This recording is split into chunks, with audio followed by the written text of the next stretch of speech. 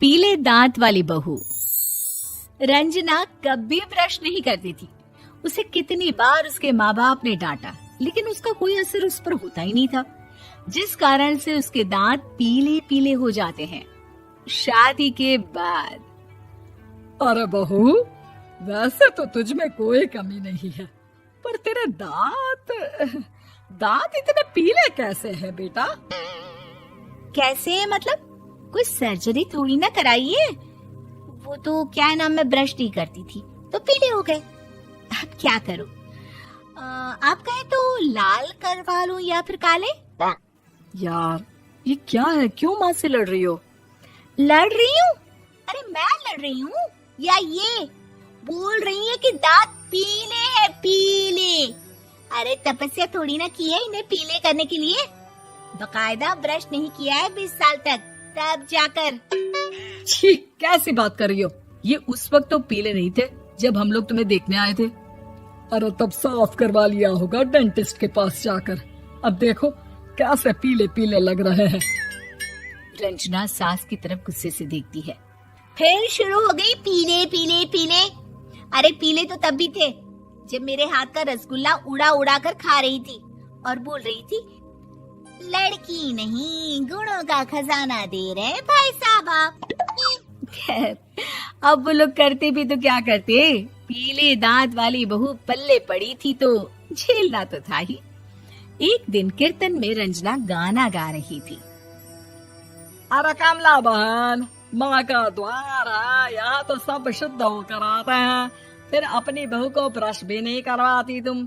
दूर से पीले पीले दांत भक्ति में बाधा उत्पन्न कर रहे हैं। अरे कोई 2 साल के बच्चे थोड़ी ना लेकर आई हूँ मैं बहू बनाकर। अच्छी खासी लड़की है, अरे कैसे करवाऊं ब्रश? ये तो उसे खुद करना चाहिए ना। अब माँ बाप तो इसके जैसे तैसे निपटा दिए, ये नहीं सोचा कि सास कैसे संभालेगी। सास बहू को लेकर घर आ जाती है, लेकिन सोच लेती है कि अब इसे लेकर कहीं नहीं जाएगी।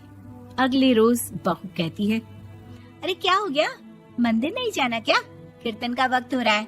मेरी मधुर वाणी से कान्हा जी जागते हैं और सोते हैं। आप तो जानती है ना उनकी भक्ति में कितना मन लगता है मेरा। वो क्या है ना, तबीयत ठीक नहीं लग रही है मेरी, आराम करूंगी मैं। तबीयत ठीक नहीं लग रही? अभी तो मिथुन के गाने पर नाच रही थी आप, और अब बोल रही है कि तबीयत ठीक नहीं लग रही। अरे भक्ति में मन लगा लो सासू माँ, ऊपर जाना है, क्या मुंह दिखाओगी आप? हाँ? सास को बहू की बात पर गुस्सा आ जाता है।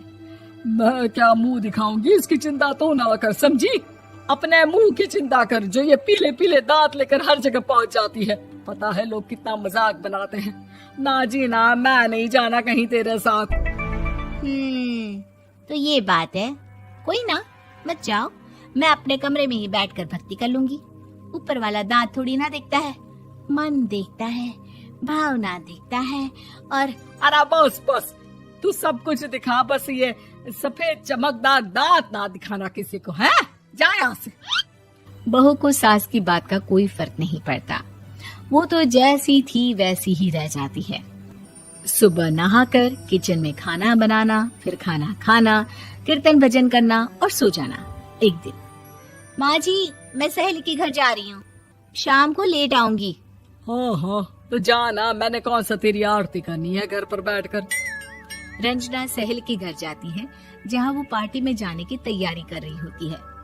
अरे शिखा, कहाँ जाने की तैयारी कर रही है? मैं गलत वक्त पर आ गई क्या? अरे नहीं यार, उल्टा सही वक्त पर आई है। मैंने ये साड़ी और ज्वेलरी निकाली है यार, शाम को इनके ऑफिस की एक पार्टी में जाना है। बताना कैसा लग रहा है ये सब? नहीं यार, इस ड्रेस के साथ तो वो वाली ज्वेलरी अच्छी लगेगी। हाँ, सही बोल रही है, मैंने ध्यान ही नहीं दिया। वैसे तो हमेशा से मस्त फैशन सेंस रखती है। तो बड़ा जाती होगी ना पति के साथ पार्टी में। रंजना कुछ नहीं बोलती, बस सोचती है कि यार काश ये बात सही हो जाती, पर मैं क्यों नहीं जाती पार्टी में? क्या इन लोगों की कोई पार्टी होती नहीं होगी?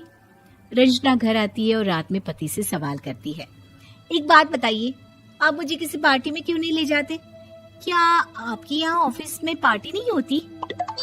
पति बेचारा क्या कहता कि दांत पीले हैं तुम्हारे इसलिए। अरे कोई पार्टी होती नहीं हम लोगों के ऑफिस में, तो कहाँ से लेकर जाऊं? और मार्केट, मॉल, कहीं वीकेंड घूमना, कहीं तो। अरे यार, सारे हफ्ते में एक छुट्टी मिलती है, तो सोचता हूँ कि आराम ही कर लूं। क्यों? रंजना मन मार के रह जाती है। पहले कभी सास के साथ मंदिर जाया करती थी, लेकिन वो भी सास ने ले जाना बंद कर दिया। घर बैठी बैठी रंजना बोर हो जाती है। तभी उसे आइडिया आता है और वो मायके जाने का सोचती है। सासू माँ, 2 दिनों के लिए मम्मी के घर जा रही हूँ। अच्छा अच्छा, ठीक है, आराम से जा। और हाँ, माँ से कुछ अच्छी आदत सीख कर आना कि कैसे शरीर के हर भाग की तरह दांतों की सफाई भी जरूरी होती है, समझी? शुरू हो गई ना आप। वो लोग आपकी तरह नहीं है कि छोटी छोटी बात का बतंगड़ बना दे। उन लोगों के लिए मैं मायने रखती हूँ, ना कि मेरे पीले पीले दांत। रंजना माँ को बिना बताए उन लोगों को सरप्राइज देती है, लेकिन जैसे ही वो दरवाजे पर पहुंचती है, अंदर देखती है कि घर वाले कहीं जा रहे होते हैं। अब माँ, काश रंजना दीदी के दांतों वाली प्रॉब्लम नहीं होती, तो वो भी हम लोगों के साथ चलती ना बुआ जी की बेटी की शादी में। हाँ बेटा, लेकिन अब उसे कौन समझाए कि उसको उसके पीले दांत नहीं दिखते, लेकिन उसके आसपास के लोगों को कितना एम्बैरेसिंग फील कराते हैं। मुझे तो कितनी बार उसके स्कूल की टीचर ने शिकायत की कि उसके साथ कोई लड़की बैठना भी नहीं चाहती, और ना ही कॉलेज में कोई उससे बात करना चाहता था। लेकिन पता नहीं क्यों उसे ये बात समझ में ही नहीं आती। कोई कमी नहीं है उस लड़की में, बस यही कि दांत पीले हैं। वो तो भला हो जीजा जी और उनकी माँ का, जो दीदी को जैसी है वैसे ही रखा हुआ है। रंजना को अपने घर वालों की बात सुनकर बहुत दुख होता है।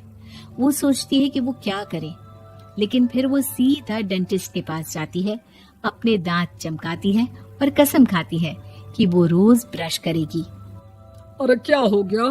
तुम तो 2 दिनों के लिए गई थी ना, पर कोई ना, अच्छा है, चलो आ गई तो। रंजना सास के सामने आकर खड़ी हो जाती है और पूरी स्माइल करती है, उसके चमकदार दांतों को दिखाती हुई।